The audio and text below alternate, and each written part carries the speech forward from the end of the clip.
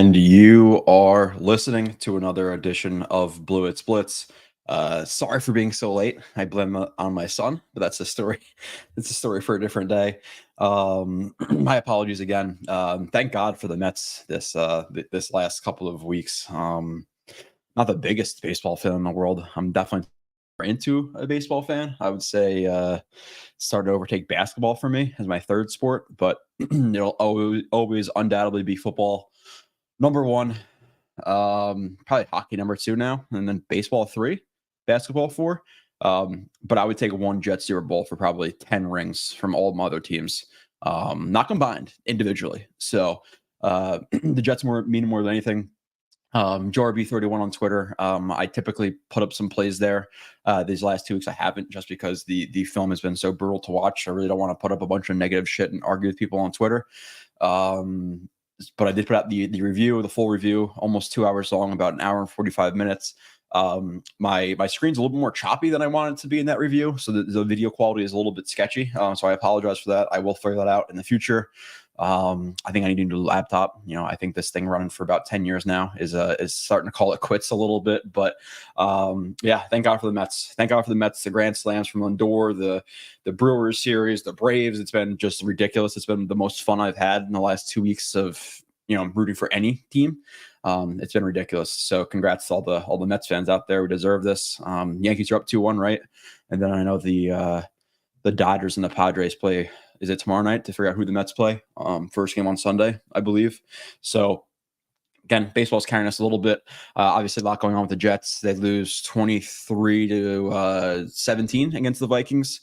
So many missed opportunities, which we'll talk about and we'll go through individually. Run solo, so I'll rely on the chat. I do have to jump off at about 2:00 or a little bit after, but we'll talk plenty about the Vikings game. Obviously, we have Salah getting fired, which is really not much of a surprise. A little surprise of how early it happened, but I do like the fact that, hey, somebody's being held accountable. It felt like Salah wanted to be a player's coach, so much so where he wouldn't hold his players accountable. Michael Clemens is great. That multiple penalties, he's not going to criticize people. And I'm not even saying to embarrass people, right? Like there's a happy medium. It's not like you have to come out there and say, hey, the offensive line really sucked today. They should all be embarrassed of themselves. They played like they're in Pee-wee. Like, no, you don't have to say it like that, but you could criticize the offensive line in some instances. Like, hey, the offensive line is, we have a end of the play. I've seen a lot better at practice from these guys. We need to turn that. Into the games or something like that. There are ways to do things, and it seemed like he was too buddy with his players, not holding guys accountable. And it was evident, when after that game, you have Quincy Williams come out and make the comments that he did. And obviously there's 1,000 live streams and stuff that you guys watch. And I don't need to recap that all because, I'm 2-3 days late, which is like an eternity on Jets YouTube because of the thousands of streamers we have. But, Quincy came out and said they're basically sick of hearing the same old shit. And we are too. And typically when you see these type of situations and everybody's going to bring up the stats of, oh, no interim coach ever made the playoffs, which is fine, even though Rich Pisacci or whatever from the Raiders technically did make it a few years ago, even though I guess Gruden wasn't technically fired, but he's still an interim coach. That's kind of a BS stat. But with that being said, how many interim coaches take over a team with a Hall of Fame quarterback, which should be a top 10 offensive line, which should be a top 5 running back, which should be one of the better receivers in the NFL, with what is a top 10 defense in the NFL? Like typically it's with teams like the Panthers or some shitty teams that an intern coach takes over. So I wouldn't be so crazy about that stat. And the Jets and all these teams that we root for anyway have to do shit so unorthodox that doesn't matter. Like who cares? Let's make it the first time, that the team makes the playoffs and makes a deep run with an interim coach. But it's funny because literally the couple of hours, maybe even a day before, maybe 12 hours before he got fired, I messaged Nani in the Slack. I'm just sitting there like, I'm trying to watch film and it's disheartening, obviously with the losses and stuff. And I messaged him like, hey, like maybe it's time to change our expectations where we just root for this team to make the playoffs, win a game or two. But it's time to kind of face the music and say the team is never going to necessarily make it to the dance. I don't think they're going to make the Super Bowl. I don't think they're going to win the Super Bowl with this coach specifically. And then a couple of hours later, they fire him. So How much change you expect to see? Not a ton, because you still do have the offensive staff here. Obviously, Todd Downing is now calling the plays, and the Titans and the fans were never necessarily the highest on Todd Downing. I think the years he was there, the last couple of years, he was in like the low 20s of offensive rankings. But I'm not going to say the talent that the Jets have on this team, especially a quarterback. You're talking about Tannehill versus Rodgers. I'm taking Rodgers. So we'll see what happens. Maybe they mix it up a little bit more. Offense is pretty stagnant. Not a lot of not even necessarily motion, because Rodgers doesn't love motion, but you like to see some more creativity. The run pass stuff. Not ideal. Sometimes you feel like they're conceding drives. Just happy to get a few yards. Didn't have the best answers to blitzes last week, but the game was all about missed opportunities. And I'm going to say hello to the chat in a second. I always tend to just kind of go off in a weird direction for the first 10, 20 minutes, but the how many missed opportunities that game have? You have Lazard with 4 drops, right? You have one up the sideline where Rodgers puts it in his breadbasket on a vertical. Beautiful throw. Lazard drops it. You have Lazard on a comeback or a stop, where you have max protection. Rodgers drops back. You have Garrett Wilson, who gets much more open on the left side, but Rodgers doesn't look at Garrett Wilson because he doesn't have the trust in Garrett Wilson yet. Throws it to Lazard for what should be a 15-yard gain or so. He drops it there. You have another drop by Lazard in the red zone where he's on a slant, and Rodgers tries to put the ball a little bit behind him, so he has to sit down and catch it, so he doesn't get killed over the middle. Lazard drops it, pops up, almost gets a pick. Lazard in the end zone, seam route. Rodgers puts it on his back shoulder, drop. Should have been a touchdown right there. You have not even talking about the penalties yet. You have Rodgers to Garrett Wilson. You have Rodgers who missed Garrett Wilson on a slant, where I think Rodgers expected Garrett Wilson to sit it down on like a hitch, throws it behind him. You have Garrett Wilson in the red zone where he runs a juke route from the right side. Rodgers puts it on his back shoulder, or puts it on him. Garrett Wilson catches it but can't contain it through the ground, drops that ball. You have the situation where there's a I forget if it's a blitz or not, but it's the play where you get a couple of extra guys coming on the blitz. Garrett Wilson runs a stop, sees that Rodgers is rolling out to the right, takes his route vertical. Rodgers could have held on to the ball for another step or two and been able to judge where Garrett Wilson, his acceleration and his path a little bit better. He releases the ball, a little bit too early. Ball shoots over Garrett Wilson's head. Should have been a touchdown there. The amount of just missed blocks you had from Bates and Ruckert was brutal this game. You had some individual bad plays from, Tyron Smith is definitely iffy now. Simpson had a bad play where he let up a sack because he extended his base out too much. He gets tripped up, then he gets beat by the defensive tackle because he trips on Joe Tippmann. You have a bad player too from Tippmann, a couple of bad snaps from Tippmann, which you got to watch out for. AVT let up a sack, I believe, as well in this game.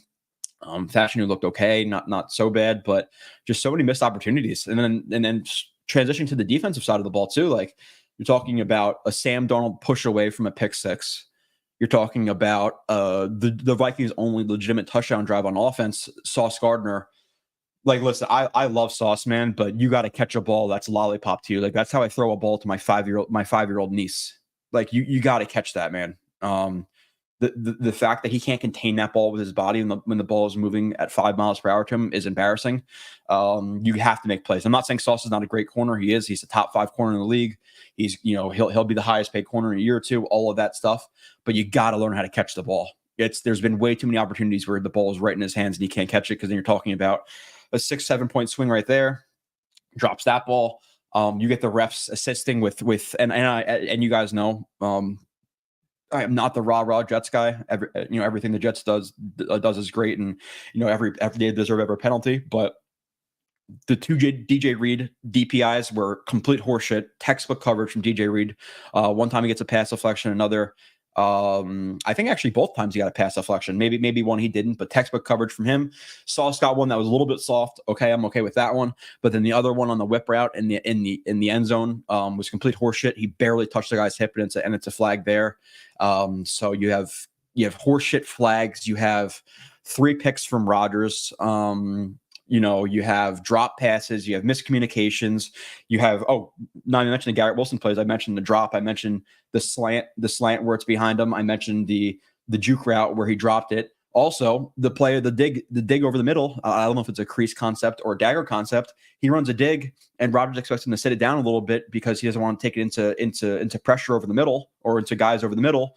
Garrett Wilson slips. Should have been a 15, 20-yard gain there.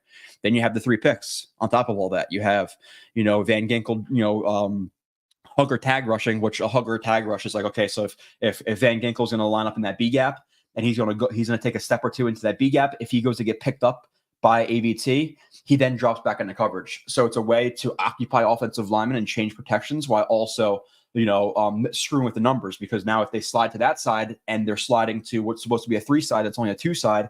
Now you're leaving 2 offensive linemen to block 1 guy, which means another guy off the other edge is going to be unblocked, which happened multiple times in this game. The Vikings do this shit all the time. Rodgers never checks it. He gets picked there. Pick to Aaron to Lazard. He's trying to. This is right after the pick 6. He's trying to make up too much on one play. Tries to hit Lazard up the seam on the back shoulder. Puts way too much oomph on the ball. The third pick, Mike Williams has had a little bit better communication with him. Mike Williams should turn back a little bit sooner, but he turns back 3 yards too late. The ball is too far inside regardless. You want to see that more back shoulder, more where there's green grass. That's a pick. Another play with Garrett Wilson actually as well. There's another play where Rodgers puts it back shoulder and Garrett Wilson, he has some room on the sideline. And he and Garrett Wilson never turns around from that ball. So you have 4 drops, 3 picks, 4 or 5 plays to Garrett Wilson that were miscommunicated or slips or just not on the same page. You got 3 picks, you got penalties, you got blown offensive assignments from the offensive line in general, where Simpson and Tippmann can't pass off a combination block properly on an inside zone. Just so many missed opportunities in this one. Like this one, the Broncos game hurt worse because it just felt like they didn't even want to be there. And same thing for this one, enough. And this is one of the things that kind of stamped Robert Saleh was the fact that this fucking team just always comes out so damn slow. And the same thing on defense too. Like the defense has been good, but when we need to stop a team, they let up 3 points. When they need to get a stop after the first drive or 2, they let up 7. Like this team, the defense lets teams score early on them, and then in inopportune times they score late on them. So the defense, while great, is also not situationally great. Like they need to be better in certain instances. Again, you got to catch that ball sauce. You can't let them score a touchdown on that drive. So just so many missed opportunities. In this game, they could have easily won this game, in my opinion. I think they are the better team than the Vikings. It's just they have their head in their own ass right now. And you look on the sideline in these games, and it's been something I've been seeing at the games as well. Like you look at these guys, and Breece Hall's walking around with his head down, and Garrett's looking a little bit off, and Rodgers isn't talking to guys on the sideline, and Salah's just standing there by himself. Like it almost seemed like they were all taking on Salah's personality of being like complete bumps on a log. And I hope that Jeff Ulbrich can change that. It's we're 2-3. It's early, first place on the line on Monday Night Football. You have a very winnable schedule coming up. Like, yeah, the Bills are tough, but you beat them twice in a row at home with Zach Wilson. Win this freaking game. I'm not Pittsburgh's not an easy place to play, which, by the way, for the Pittsburgh fans out there, I may actually be making an appearance there. I was supposed to go to New England this year. I made plans on that Saturday. I didn't even know it. So it's either going to be Pittsburgh or Miami this year, by the way. So I might be in Pittsburgh in a week and a half. Nonetheless, the Steelers, the Colts with Joe Flacco and Anthony Richardson, the Rams who are struggling. Like this team can stack some games together. I don't think they're an 11-12 win team anymore. I think they're probably a 10-11 win team. But they have plenty of time to turn this around. Again, they should easily be 3-2 right now. You cannot lose both of those games. Now you're going to lose a stinker or 2 in the NFL, and maybe that was the Vikings game, but there's no reason you should lose both the Broncos and the Vikings game. Slipped away from them. The players are obviously expressing frustration. You see it on the sideline. You see the lack of energy, and Woody Johnson, had enough of it, and he pulled the plug on Salah. And I'm sure he consulted Rodgers. You're not just going to make this route without Rodgers. But just wild, just a wild couple of days, a wild game. Almost came back again. You're 26 yards short or whatever it was. That hurt. You're watching a game and you're assuming a loss right off the jump. It's 17-0, and they slowly start to come back. And like, holy shit! Like, let's buy in again. I'm sitting with a Jets bus in my freaking driveway like an asshole with all the neighbors looking at us, and we're starting to cheer and get excited, and they blow it, 26 yards away. Like that's what Rodgers was supposed to do here. And the miscommunication between him and the receivers has been brutal. Between Mike Williams and Garrett at times, between Xavier Gibson, and then you have Lazard, who's on the same page as Rodgers. The problem is, excuse my French here, but the motherfucker can't catch.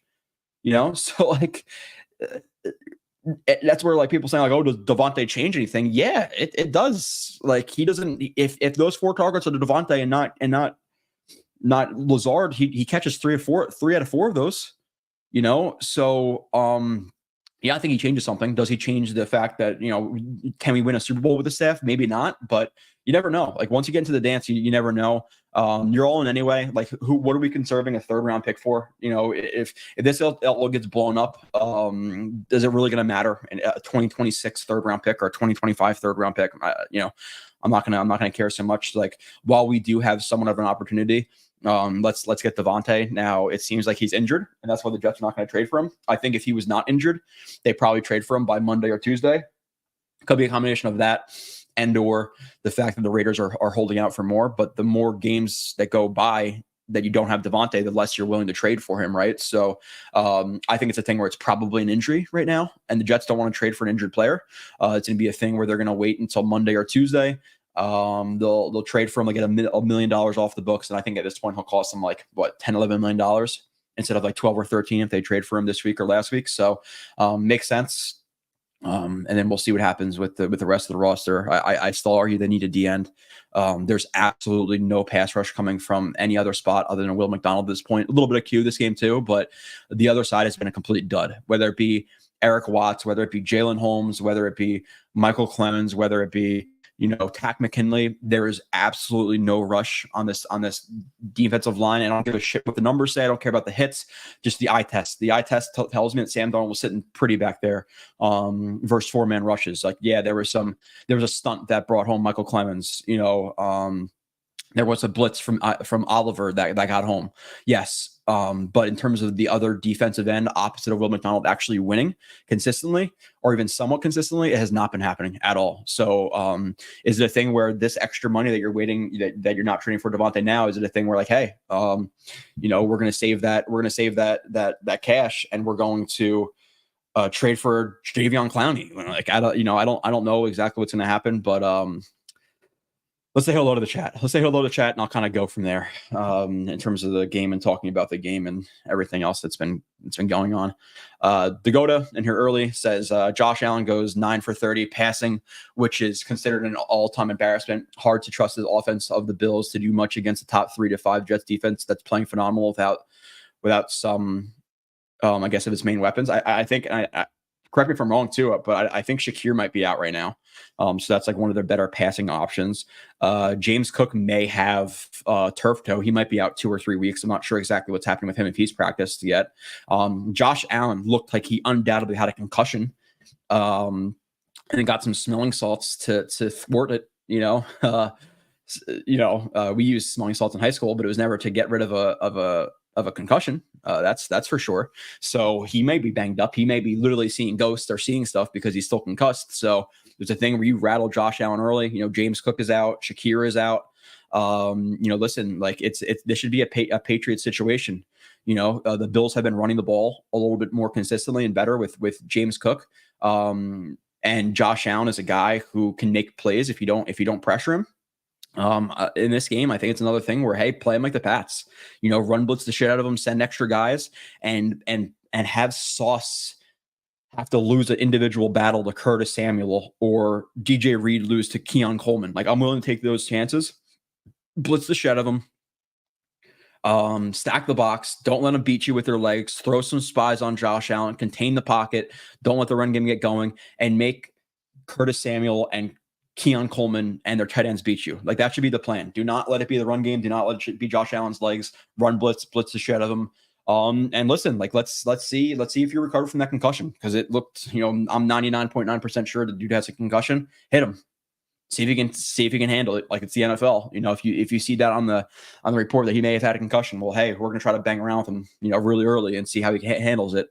So I think it's a very winnable game for the Jets. I believe Nani put it out there on Twitter that they're also allowing a league high 5.2 yards per carry this season. So if you're talking about again a team that hopefully the Jets could get their ground game going against, Breece Hall, averaging, I don't even know what his average is at this point in the season, like 3 yards a carry, 2.5. I know the last week it was 0.4 on 10 carries.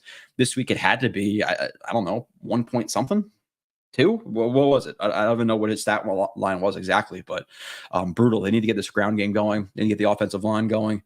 You're talking about a situation where Rodgers was supposed to be sitting pretty in the pocket. Now they're not playing the number 1 and 2 blitzing teams in the NFL, upcoming or ever again, at least this season, unless a new team takes over. But you want Rodgers to be more relaxed back there. He's getting a little bit antsy. He's starting to force stuff. He's getting hit a lot. The ground game cannot get going. The one play you see, Simpson and Tippin blow an assignment. Breece Hall gets tackled 4 yards in the backfield, and Rodgers just standing there like, what are we doing here? Like, what is this supposed to be? There was problems with Keith Carter, coming into the to his Jets tenure a year ago. There were people, concerned about it. Didn't turn out so well last year. Still concerned this year. Still sucks this year. Like, the offensive line coaching has been terrible. And if you watch the reviews I do, like I talk about the same shit consistently. It's not like I change my tune and it's a bad play here.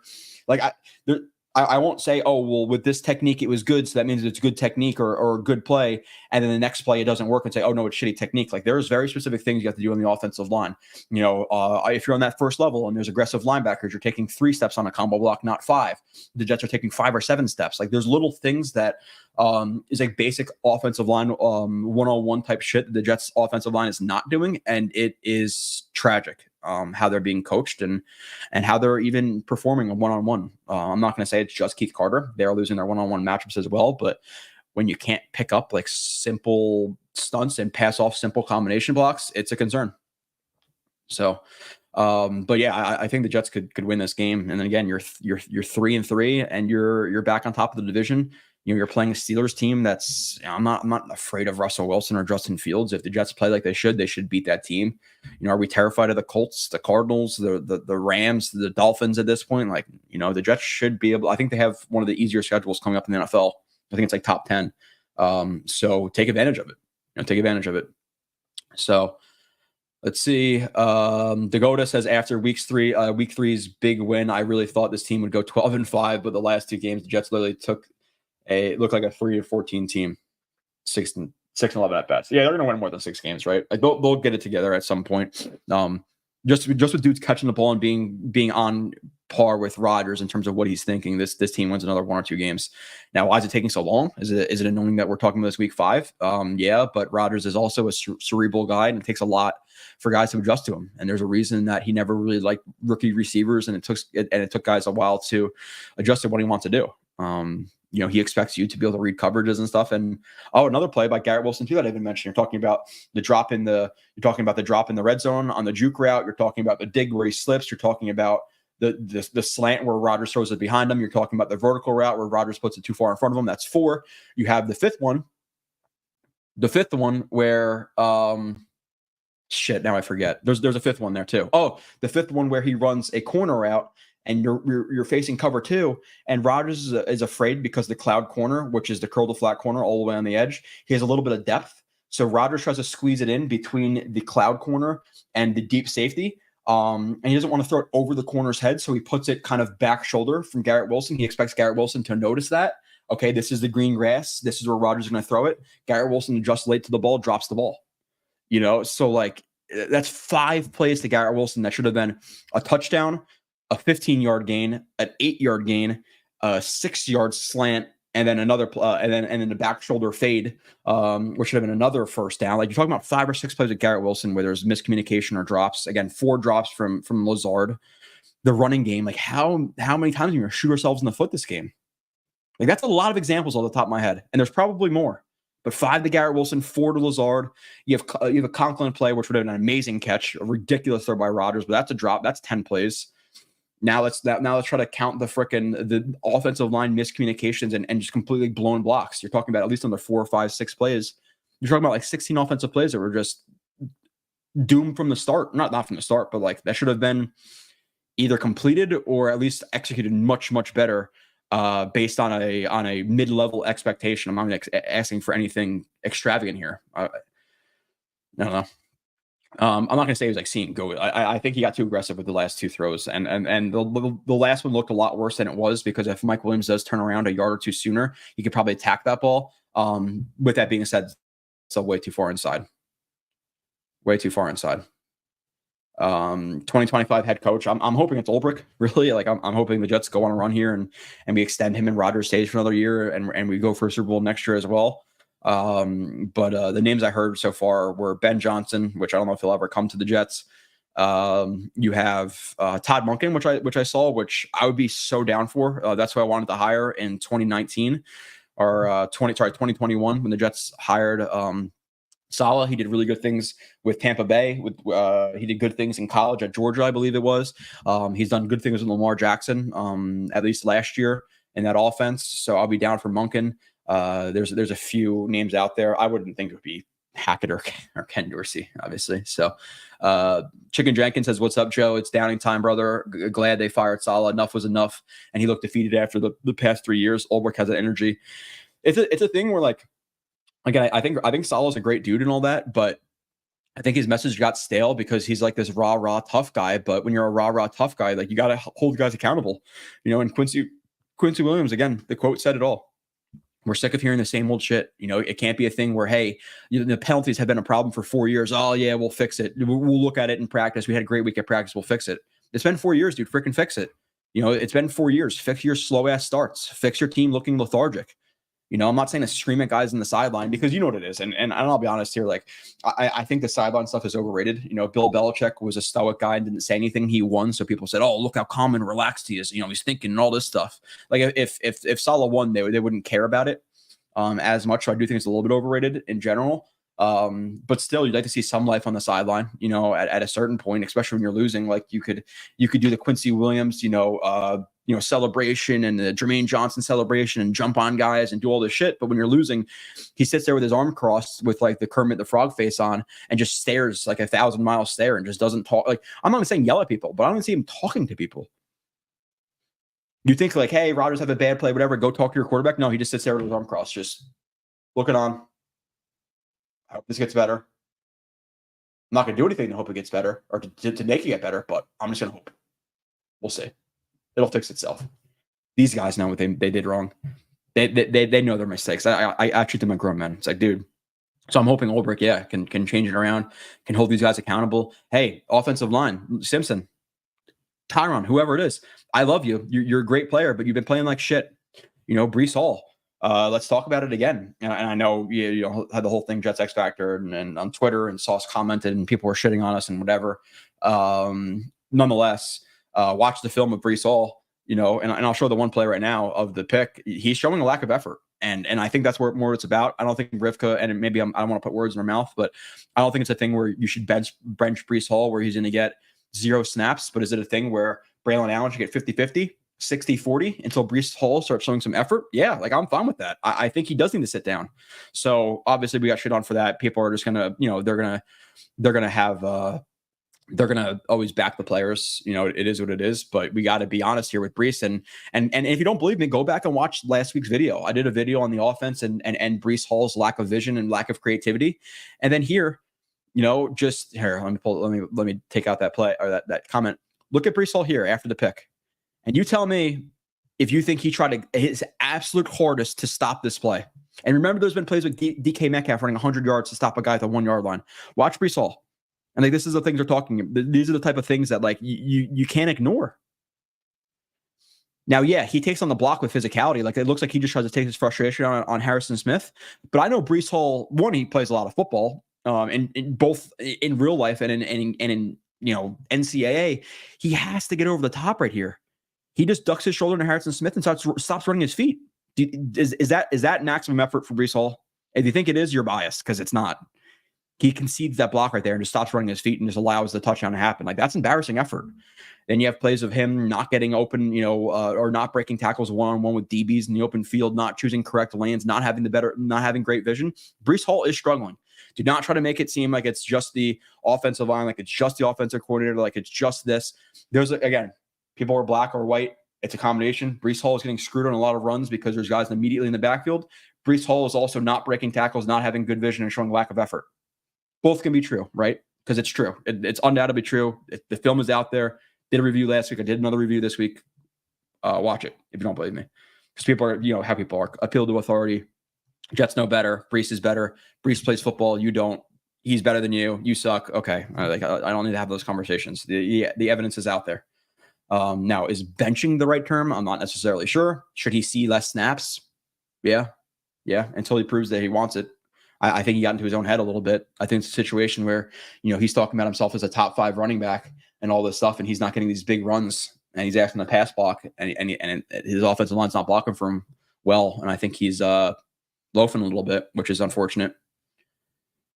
So all gas, no job, receipt boy. Yeah, again, I know, not a good head coach. I can't. As a dude, he seems like a good guy. He'll be the DC next year for the Niners or for whoever else. He'll get a job again. I do appreciate JD haggling with the Raiders. Got to leave some picks for the next GM. Yeah, that and like, why are you going to trade for him now? If it's a combination of one, they're asking too much, they're asking for a second round pick, and Devontae's injured to the point where he can't play this week anyway. Why are you going to trade for him? Like, your bargaining chip is like, hey, the Raiders are saying, how many of them are games? What we're 5 weeks deep, so we have 12 weeks. Hey, you got him for 12 weeks. You want a second round pick for Devontae for 12 weeks. Maybe at 11 weeks, it's like, okay, a third round pick and some change. So it's going to happen. I think probably on Monday or Tuesday. I thought it would happen this week, but I think it's because of Devontae's hamstring and him legitimately not being able to play is why it's probably not happening.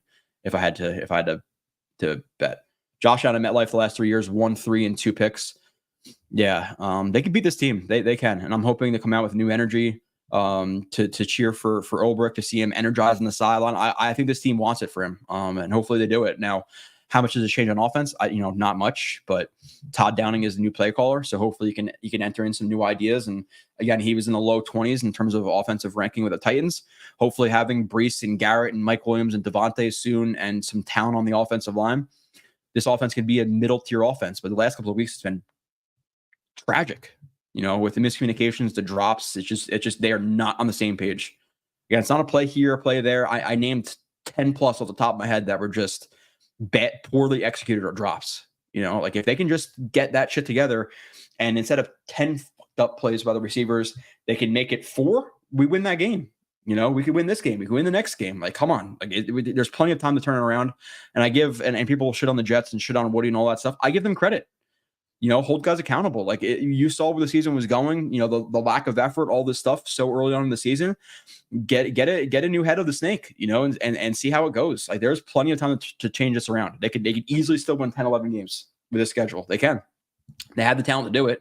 They just got to take their head out of their ass, like I said. So, hoping to see a lot more play action early in the game. Like, I'm not going to say yet. Like, the problem is if your offensive line can't block, and specifically if you're playing a lot of blitzing teams, does play action versus blitzing teams work well typically? No, because as soon as you turn around, there's going to be a guy in his face. How many free rushes did you have this game? Play action, he's not going to have a chance to get the ball out. So it depends. Or are the Bills a big blitzing team? I don't know.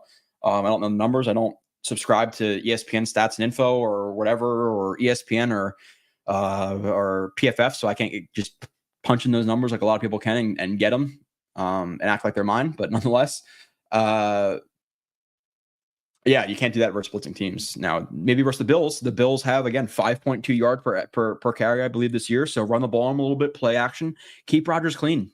I just want to see good football, or at least semblance of good football. I just can't see drops and miscommunications over and over and over and over and over again. Just wild. He's concussed from last week anyway. So again, like, you're facing a Bills team, with what I think to be a concussed quarterback, probably their backup running back, missing one of their top 3 receivers. They don't have Milano. They don't have, I believe, their starting safe. They don't think they have Rapp. I don't think they have their backup in Cole Bishop. I don't think they have. I know Ed Oliver's been injured. I'm not sure if he's back for this game, but they're missing guys. They've lost 2 in a row to better teams, albeit, but still. Beat this team. Beat the freaking Bills. They should beat them. Michael says I'm a Josh hater. I cannot lie. Hate like on his play or on him as I can't hate him on as a person, but good evening, Joe. Bet you're glad you didn't come to meet me in London. No, I wish I did, honestly, man. Like it's a thing where just with the newborn baby and just trying to save money for things around the house, not even things around the house. I'm trying to get a new house too. I'm not going to be here forever. So this is either going to be a rental property or I'm going to sell it and get a new one. So I just couldn't justify a trip to London. I will be there though. That's undoubtedly it's a guarantee. I will be in London for one of these games this year. Just need to be more local, which I thought was New England. Unfortunately, I said yes to a Notre Dame. Not unfortunately, I said yes to a Notre Dame Navy game on the 26th, I believe, which is a Saturday. So am I going to leave here?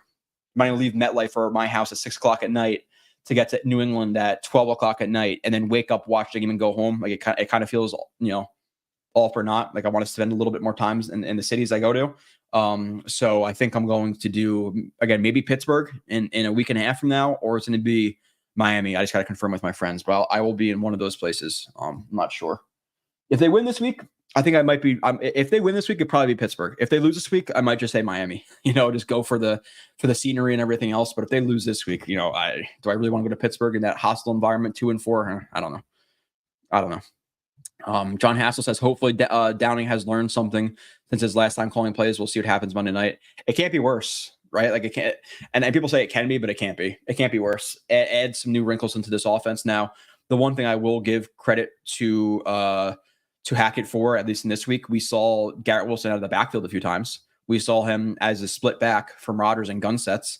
The one catch he had over the middle on an angle route, he was out of the backfield. So that was some good creativity, but the problem is, and we were breaking it down in Slack. Somebody got like the routes by route run, and the Jets run like not a lot of routes. It's verticals, it's fades, it's ins, it's outs, it's stops.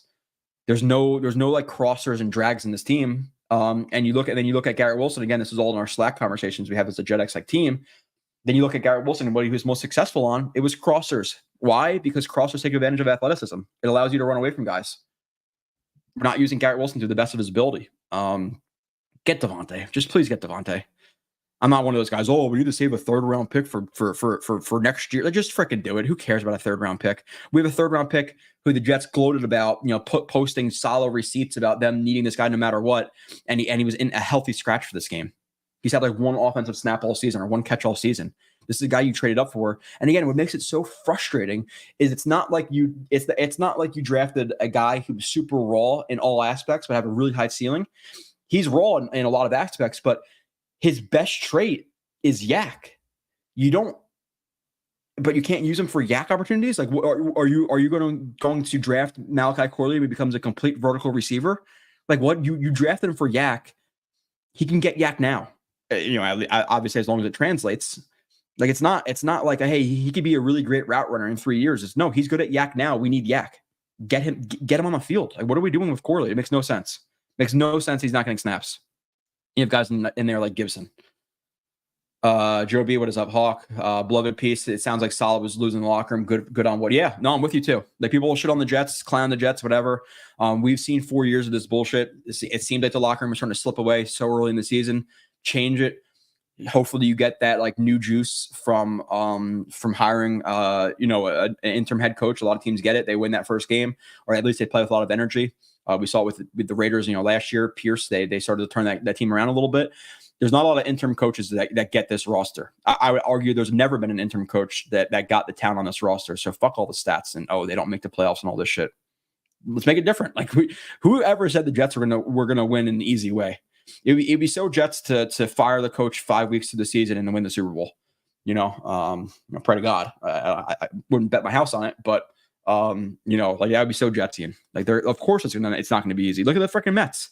They wait until the 8th inning, the 9th inning to hit home runs. It's never going to be easy for my teams. So maybe it's not for the Jets either. Maybe this is what needed to happen. Let me rephrase that. Maybe this is what needed to happen to get them there. get them all the way. I probably doubt it, but with that being said, this needed to happen. Salah was losing it. What did he do? What did he do positively? He developed talent well, but it only goes so far. You develop individual talent well, but you can't manage a game. You can't hold guys accountable. It was time for Hackett to lose. Hackett the hack to lose the job of calling plays. Yeah, I'm with you for sure. For sure. So many times last week we could have scored, but all those drop passes in those 3 picks. Dude, again, like it's just the amount of missed opportunities in that game. That the Vikings team did not look as impressive as I thought they did. And credit the Jets too on defense, minus the drop pick and all that stuff. They did a hell of a job on Jefferson. He got lucky that the refs have superstar bias and were throwing flags against him. DJ Reed got 2 horseshit penalties. Again, Sauce, it wasn't versus JJ, but he got a penalty on Addison, I believe it was. But like that's the only thing he did. He had a catch over the middle on a big I think it was a big crosser. And by the way, the Jets defense too. On this big crosser, you have Quincy Williams run into Sauce. Sauce like get partially concussed or whatever. JJ's wide open. You have another situation where you have 2 Jets pick up the same guy. They run into another guy. They run into another Jets defender. So I think they were playing. They were playing first in, first out on the 2 and the 3, and then the one was getting pressed by whoever it was, and then both was it Adams and Sauce. Both Adams and Sauce follow the same guy, and there's a guy wide open in the middle running free, and they run into each other. They both fall down, and then there's 2 guys open on offense. So like the defense, while it's been good, it has not been great. You can't have massive miscommunications like that. 2 plays without running into each other, drop picks and all that stuff. But credit the defense and a lot of them for doing a really good job on JJ, whether that be Sauce, or whether that be Reed. Get a couple of nice reps from Isaiah Oliver on him. Tony Adams had a really nice pass deflection on him. You had Chuck Clark, who had him in one-on-one coverage after the zones kind of sifted themselves out. He was one-on-one with Justin Jefferson. He played the ball well, and Justin Jefferson didn't catch it. Like the Jets played really well on Jefferson. I'm not sure exactly what his stats were. I don't have them off the top of my head, but hell of a game from a lot of guys on Jefferson for sure. So I'll give them the credit there. They still need the pass rush though. The pass rush has been pretty brutal. Joe, when is the O-line getting it together? I don't know, man. They didn't put together the most impressive staff, to say the least, but I'm hoping soon. I can't say I have faith in it though, because I don't have faith in Keith Carter. The problem is, it's not even just one-on-one matchups, and that's been a part of it, but it is simple things. And again, it's been weeks where I'm breaking this down, and I'm saying the same thing over and over and over again, and they keep doing the wrong thing over and over again. Like there are people who just say things like, "Oh, block him better," or "They should have picked this guy up," but they don't really know why or what or the schematics of it. And for most of these plays, it's blatantly obvious. At least if you watch enough like clinics and film and stuff, it's like, what are you doing here? Like, why are you chasing so much on the first level? Why are you turning your lower body on the first level and not having your hips ready to get to the second level? Why are you not passing this guy off? Why are you not anticipating a blitzing linebacker here? Why is there miscommunication here? Like, there's just so much bad from the offensive line that I don't have faith that they're going to turn around fully.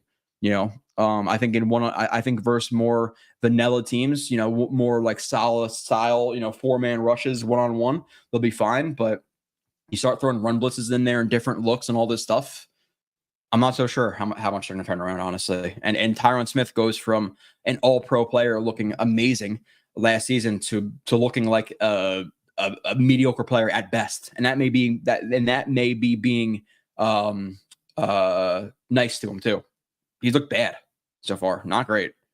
And there are still plays where he will completely lock down a guy, but there's way too many blown blocks or run plays where he can't stay attached, whatever it may be.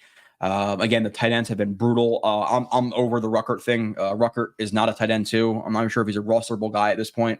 It's been 3 years and he just keeps getting worse and worse as a blocker. He just whiffs all the time, doesn't know his assignments, feet are bad, ducks with his head, hands are wide. Ruckert has been brutal. I know, I'm sorry for the people who are the Long Island, Staten Island, wherever the hell he's from type of guys here, but Ruckert has been bad. He's been bad, and Bates has been worse.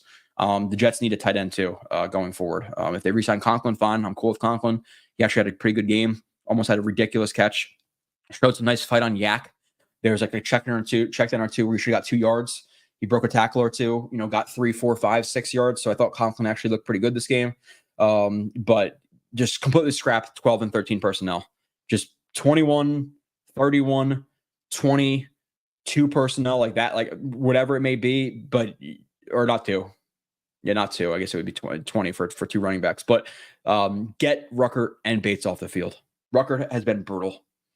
And the one time he was going to catch a pass, if he continued the corner route versus the Titans, it's a catch for a touchdown, and he stops running the route.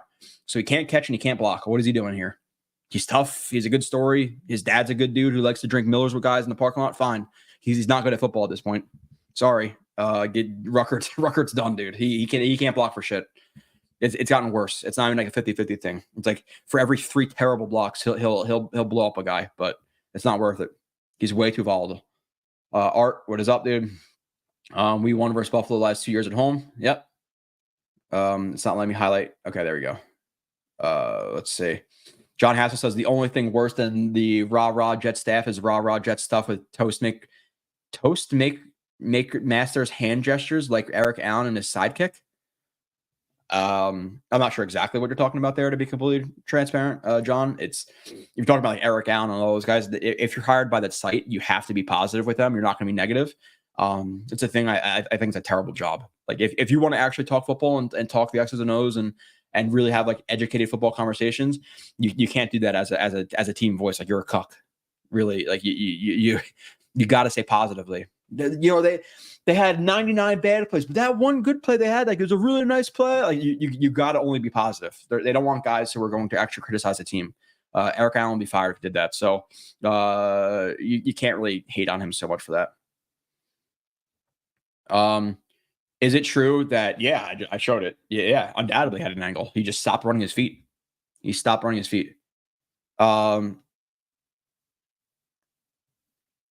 What is it? Delusional Jets fan that thinks Sauce Gardner's next coming out of Darrelle Revis. He's the next Richard Sherman at bat. Okay, fine. He's Richard Sherman. I'll take it. He's one of the better corners of all of his generation. Like, fine. And yeah, he's not Revis because he doesn't play as much man coverage, doesn't follow guys. Maybe that's what Ulbrich will do, though. Like maybe Ulbrich will say, "Hey, we have a corner here who's going to be making $30 million a year as one of the better corners in the NFL. Let him actually travel with the top talent on the other team. Like let him travel with JJ." You have the play last week against the Broncos where the Jets again blow another cover. If I'm another team, I am running so many pick plays and meshes and all of these confusing things in line of scrimmage because the Jets don't pick it up well. Again, Quincy ran into Sauce this game. Sauce and Tony Adams ran into another guy. They both fell down, wide open guy. You have them passing off it incorrectly against the Broncos. You have Cortland Sutton wide open for a touchdown because they didn't pass it off correctly. Where I think Chuck Clark was completely wrong in the wrong there, and Tony Adams never saw it either. That was his fault as well. Like they need to get better as a defense, like passing things off. But for Sauce, like okay, he's Sherman. I also think Revis in his prime for that 1 year was the best corner of all time. Like I'm talking about the peak. I'm not talking about his whole career as a whole, because Revis was only really good for 9, 10, 11, 12, right? He got injured in 13, or he got injured in 12, traded in 13. Then he was a zone corner with the Bucks. Wasn't amazing there. Pats, he was solid, but not great. And he came back to the Jets and sucked. Like he was really good for 4 years. That was it. So you're never going to talk about Revis having the best career of all time as a corner. Like you'll always put, like the Champ Baileys and whoever else above him. Like I'm fine with that. But at his peak, I'm taking Revis over anybody for one season. 2009 Revis over anybody ever. Longevity is a problem though with Revis. But Sherman's a dog. Like okay, obviously different guys though. Like Sherman's much bigger, not as athletic, much more physical. Sauce is much more athletic than Sherman, but because of the zone thing, I'll give you that. Down his new play caller, yes, he is. I hope our offense can reach 2022 Titans levels. I think that's probably being, you're probably joking there. I don't know how good the Titans were in 2022. I think Derrick Henry was injured and they have a shell of himself in Ryan Tannehill. So you're giving him a lot more talent here. So let's just hope for the best with this. Hope for the best. John Bald says, "Hey Joe, always love Blewett splits. There hasn't been an option to make the full film review on full screen the last couple of weeks." Okay, I'll look into that. There hasn't been an option to make the full film review full screen. Okay, John, I will. I'll try to look into that and fix it. I don't know how to contact you to tell you if it's fixed, but I'll do my best. Broncos 1st and goal, couldn't do Dookie. Okay. Our defense wears and tears on offenses, which is why they start slow. They're not scheme based. You're talking about like just letting the talent win out. Like, yeah, fine, but you could also be scheme based as well at times. Like this is not 1985. Like you can't just line up stagnant and not disguise things and just say, hey, this is what we're going to do. Like, yeah, it'll work sometimes, but other teams, when they have better talent than you or better coaching than you, they can out scheme you. Like the Jets have plenty of talent. They got their shit rocked versus the Niners because they got out schemed. Like you can get out schemed. So you got to throw some wrinkles into there and make teams guess. You got to run blitz a little bit more. You got to send some creeper pressures and some sim pressures and all this stuff. Like you can't just be stagnant in the NFL anymore. So I'm hoping Ulbrich changes it up a little bit more. You see a little bit more of a willingness to blitz. I'm not even saying to become a blitzing team. I'm not saying become like the Wink Martindales of the past, or Rex Reiner or whatever. But mix it up a little bit more. Have teams guessing. You can't just be stagnant in today's NFL. You can't. It just, you're not going to win like that. You could win like that in high school and in college. Like, hey, we're Bama. We're just a better team than you. Line up and we'll beat you mano a mano. But unfortunately for the Jets and for us as fans, there's a lot of scheming in the NFL. The scheming matters. It's not just Jimmy's and Joe's. It's definitely X's and O's as well. Again, there's a reason we got gashed versus the Niners. Reason we got gashed. So, sure. I don't know. Well, the motherfucker can't catch. Yeah, he can't. He's terrible. Lazard is just bad, dude. He just can't catch. And he's at least he's on the roster. Like I think he's rosterable. And he has a good connection with Rodgers. But if you can't catch, you can't catch. Like just take his time, give it to Devontae. And this team is at least 3-2 at the minimum. Do you see Corley getting any reps? Salah was always slow to bench runner. I'm hoping so. Like, why did they trade for him? Again, it makes no sense that it's like saying like it's not the best comparison, but it's like, okay, we drafted Debo, but we can't use him until he's a full route runner. It's like, no, Debo is a yak guy. Like use him at least for what you drafted him to be. He doesn't have to develop that. Like I'm not even saying get him 30 snaps a game, but get him 15 snaps and have 4 or 5 of those be design touches to him. Like, why'd you draft him? It wasn't for being a vertical downfield receiver who has a ton of potential. No, he's a great yak guy. Like, he could do that. Why not use it? I don't understand. John B. Blitz is the best. I appreciate that. Thank you. Can you please make sure you be full screen for okay, so this is just a chat, same guy from before. Yeah, I'll figure that out. Can website members get access to the YouTube channel? The video player on the website sucks some penile. Yeah, I will. I'm gonna try to figure out the YouTube, but I think with the subscription to the site, and maybe I'm wrong, you should get a subscription to the YouTube as well, Jan. I'll look into that as well. Okay, so we're having problems with the player. Okay, I'm gonna forward that to our tech team, which is not me. I'm terrible at tech, but I'll let people who I need to know about the player not being great. My fault for that. And this week I do apologize. It's a little bit choppy. I don't know what went on with my Wi-Fi or it's my computer or whatever. Definitely more choppy than I want it to be, but it is what it is. I can't see that while I'm recording it live. So, and I don't have necessarily 2 hours to record it again. So, Cap says interested in seeing Leaky Fotu this game. Yeah, Leaky's coming back. I think Morgan Moses is coming back. Mosley might come back, which if you watch the one play where Isaiah Oliver had the sack, and I break it down in the film review, Chuck Clark notices that Oliver and Quincy Williams are lined up wrong, and he's screaming at them and hand motioning Oliver to get over. He gets over, he gets the sack. So that was, if Clark doesn't get those guys aligned right, it's a blown defense. So that's the type of things that you don't really see on film necessarily or on broadcast. That the defense is lining up in wrong spots. Clark is now the guy who's directing guys in the back there. I'm sure Quincy does as well, but Mosley is that guy. So getting Mosley back to communicate the defense will be beneficial. Leaky Fotu in the run game will be beneficial. Can we stop with the defense? I know it's Ulbrich now, it's not Salah, but can we stop? And Ulbrich calls it, but I don't know how much involvement Salah had into it, but enough with Quinn Williams as a 5 tech, as a D end. Solomon Thomas was playing D end some reps this game. Like, can we stop with that? Like, it's not got close to working once. Can we stop, please? Can we try to scheme up some one-on-ones for Q? That's not playing at D end. Like, this is not a Sheldon Richardson situation. Like, are you just giving up? Like, we'll just play him at the edge. Like, what are we doing? So that needs to change, but hopefully Leaky Fotu helps, or that guy Fotu, whatever it is actually is. Hopefully he helps. But yeah, getting Mosley back, getting him back, and getting Morgan Moses back will be huge. They'll be huge in this game. And I'm hoping their mindset changes. They could beat this guy, or they could beat this team.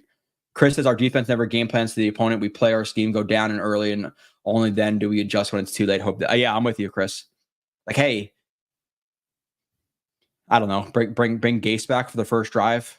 Kick him out the building after the first drive. We score a touchdown, and maybe we can actually stop a team on the first drive for a touchdown. Like, how many times in the last couple of years, like, the defense doesn't come up. The defense has been great, but in big moments, they don't. Seattle Seahawks, they get like a 50, 60-yard touchdown run for Kenneth Walker right off the jump to start the game. The Lions game, you give up a 50-yard touchdown to a backup tight end. And I know like the dam breaks eventually when you're not performing well on offense, but the defense has to step up situationally as well. And letting teams consistently score, a field goal or a touchdown on their first or second drive has to stop as well. Like, let's get a couple 3-and-outs versus Bills team, pressure Allen.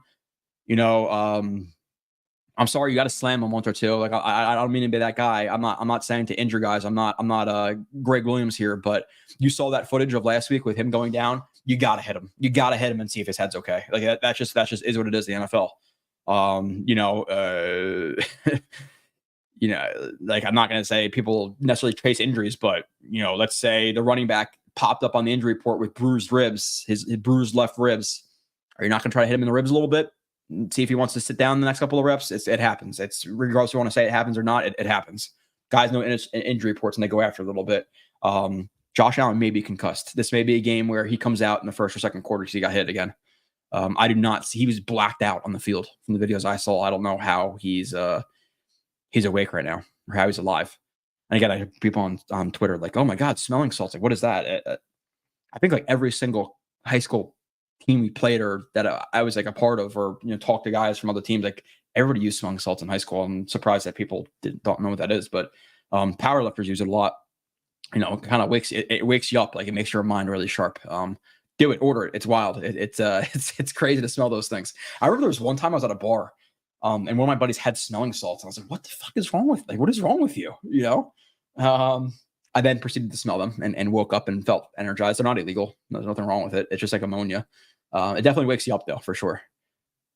Joey B, what is up, Bonesy? Appreciate you being here. Rich, what is up as well? Curtis Samuel out too. Curtis Samuel and Shakir. Why is Samuel out though? I didn't see anything on our lads with him, like on the injury report.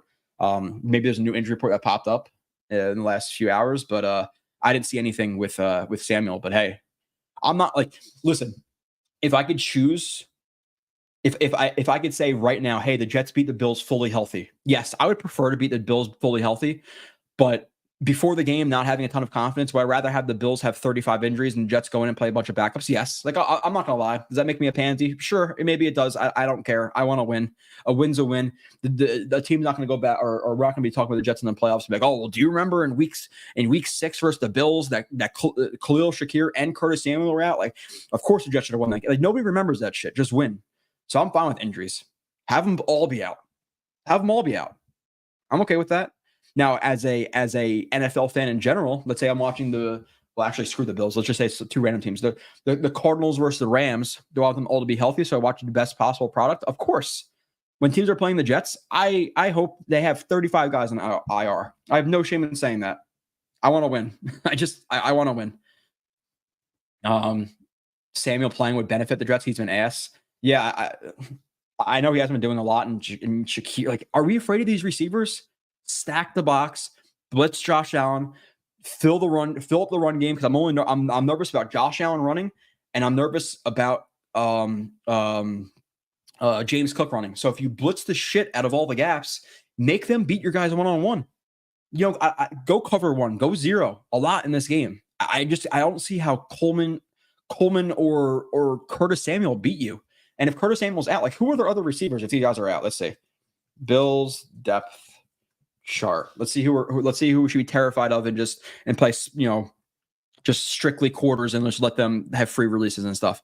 So Coleman's even injured right now. So let's say he's not healthy, or even if he is, Shakir's out. We're afraid of Mac Hollins, Keon Coleman, Curtis Samuel, and Marquez Valdez Scantling. Like, yeah, okay. I don't know. Yeah, Kincaid and Knox are a little bit worrisome, but stack the box, make it muddy, in the box. Don't let them complete intermediate stuff. Like, this is a game the Jets really, really, really could win. Like, this is not a Bills team to write home about. I'm sorry. I know they started off a little bit hot. They look great and stuff, but at a certain point, your talent's going to show, and they don't have a lot of talent. They lost a lot of talent this year. 20 minutes behind, but my biggest concern is the offensive line. Don't get what is going on there, but I'm guessing you have an idea. It's guys not performing individually, and it seems like a cop out answer. It does, Rich, but again, I watch the reviews. It's not just individual players. It's also scheme, and it's also just coaching. Again, they are making elementary school mistakes. It's not a thing where like I'm asking for perfection or anything like that. They are just completely overrunning on the first level. That's one of their biggest problems. They're staying on combos way too long, and versus blitzing linebackers and aggressive teams not being ready for said blitzing linebackers and aggressive teams. It's like, what are we doing here? Somebody said that Breece Hall is averaging 1 yard per carry. He's definitely not. What is he actually averaging right now? Breece Hall is averaging 3 yards per carry. 65 rushes for 197 yards in 5 games with 2 touchdowns. Cannot say we expected that. We were talking about near 2,000 all-purpose yards. And also, just because I see it on don't Google this, but the first person to get Breece's middle name gets massive props from me. Nobody knows his middle name. There's no way nobody knows it without Googling it, because I did not know this is what it was. Proper spelling too. If you can get it in the chat. What is Breece Hall's middle name? Because I did not know it was that. All right. But yeah, 3 yards per carry. He's not been good. He's not been good, Dakota. There's just no way. He's had 3 good plays now for the season that I could think of off the top of my head. 1 was a catch versus Tennessee. 2 was a spin versus the Pats, even though Plumpy Boy is not Marcellus. He had the catch. He had the spin move versus the Pats, which again was more well blocked than it was a good run. And they had 1 good run in this game where he picked up 7 yards. Past that, he's been super, super. I'm not going to say average. He's been bad. Really, like, can we just be transparent here? Breece Hall has not been good this year. I'm sorry. I don't want to have to be that guy. But if you just say, oh, it's the offensive line, you're trying, or the offensive line or the coaching, you're trying to be like more, give the players more break. It's easier to criticize somebody, or it's harder to criticize somebody, but like when you had high expectations for them, it's almost easier to like pass off blame. Like, oh, it's not Breece, it's the offensive line. I think people that are doing that are kind of guarding themselves. And I'm not saying that Breece Hall can't turn around and be a studly running back, because I still think it's in him. But if you're just saying that the first 5 weeks it's everybody else's fault and not Breece, you're not looking at it right. You're lying to yourself realistically. Oh, talking about screens, actually, you had a Braylon Allen drop on a screen. Braylon Allen with plenty of room to run, and he gets his hands up too late. It's 11 plays from the receivers / passing game that could have been completed. Like, what are we doing here? He just didn't put his hands up. Yeah. It's not just Rodgers' play. I think the scheme likes to run is outdated. Yeah, you're seeing a lot of motion and stuff like that. And I think Nania put it up there on there's an article on Twitter, whatever it was. But the Jets used they used motion.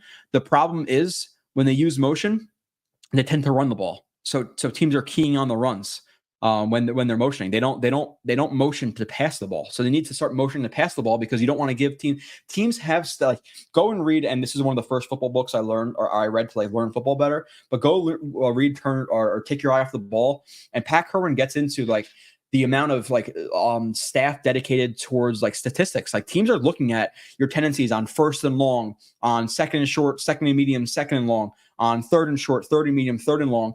And if teams are plugging these numbers into these computer systems and they're seeing, hey, most of the time the Jets run motion, they're going to be running the ball. Teams are going to key on that. Like, you got to change it up. Like, if we can figure that out at Jets X Factor and PFF and whatever else, like, other teams know that shit. So you got to change it up. Got to change it up on offense. So I agree. They are a little bit outdated. I don't think they have the most interesting, like, they don't have the most interesting concepts in the world. Like, it's a lot of, again, just verticals, curls, slants, ins and outs. It's really not the most imaginative offense in the world. That's for sure. Lazard being the guy to get those clutch balls thrown his way has definitely been the reason behind been the reason behind. Yeah, part of the reason for sure. I mean, Rodgers hasn't been great, but how many times does he have to have? Yeah, again, Lawrence. If you didn't listen to the beginning of it, I listed off 5 plays with Garrett Wilson on the top of my head, 4 by Lazard, a drop screen.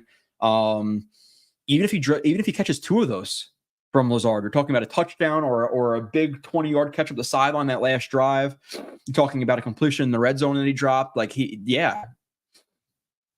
allowed to be off. Talking about Rodgers, yeah, he's allowed. Or talking about Rodgers or Brees? They're talking about Rodgers, like yeah, sure. But we're also not going to not criticize a 3-pick game from him, right? Like we have to be fair. We have to be fair. Matt Houston, he likes to check at the line, and a part of the problem too is with the checking at the line. I'm fine with checking at the line, but let's snap the ball with 12 seconds left on the play clock every once in a while. Like if you snap the ball at 0 or 1 every time, the teams have to jump on the snap, right?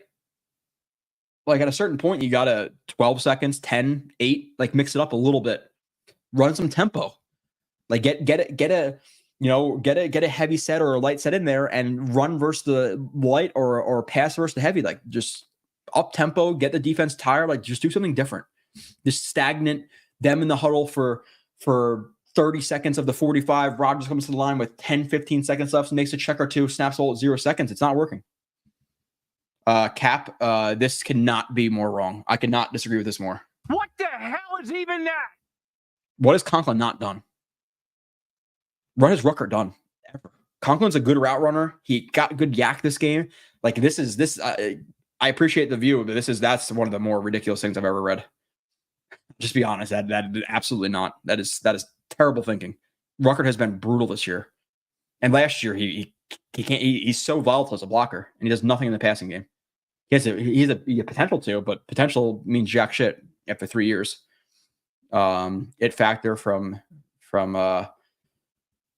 Ulbrich, yeah. Hey, they need something. They need a kick in the ass for sure. Let's see. Tim Boyle talk in the chat. Not going to ignore that. Oh yeah, congrats on taking it. Yeah, thank you. We got the 10K plus, which is better under better circumstances, but let's get to 20 now. That's the goal. Let's keep climbing. It's harder with this, but I don't know. It's an interesting conversation. Like people both hate watch these type of shows, and then there's people who don't like to watch this shit and will just completely turn it off and tune it out until it's good. But yeah, I don't know. I would say the Jets winning does better for the brand and better for viewership. You know, so I'm glad we got the 10K, even though we've been having a shit 2 weeks as Jets fans. So. Our tight ends were severely overrated. None of them can pass block. We don't use Conklin correctly. Yeah, like I think they should use Conklin more as a pass catcher. Like use him intermediately versus linebackers. If I'm seeing Conklin versus a linebacker, I'm taking Conklin 9 times out of 10 versus a linebacker. He's a very good route runner. He catches the ball when it's to him. He had multiple contested catches last year. He almost caught the ball between 3 defenders this game. It's almost a ridiculous catch. Like I give him credit for even getting as close as he did. Almost a ridiculous catch. He had 2 or 3 plays where he broke a tackle or 2, got some extra yak. He fights hard. Like Conklin's a good player. Conklin's a solid tight end. So yeah, I'm with you. Brees could have taken a better angle to that cheese. Yeah. I'd rather have Brees doing that instead of getting hurt. Cap, oof. Wolf takes the last 2 ones, dude. You want Brees Hall to concede on a play and not tackle a guy because he's not. You don't want him to get hurt. He's playing fucking football, dude. Then don't play. You don't want him to prevent a touchdown?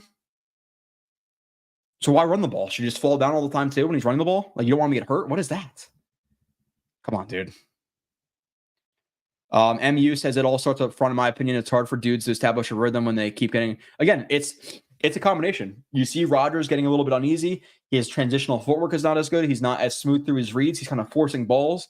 Brees is looking for big home run hits because, there's he'll have 2-3 plays of bad block plays, so he's looking for the home run to kind of make up for it. But he just got to take it available to him. But it's a combination. It's not just one thing. It's just not one thing.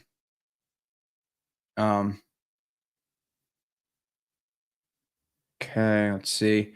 Miami or 49ers. I'm hoping Niners. I don't want him to be back in the division. I think Salah's a good DC. I think you can even argue a great DC. I do not want him with Miami. Just please God, go back to the Niners.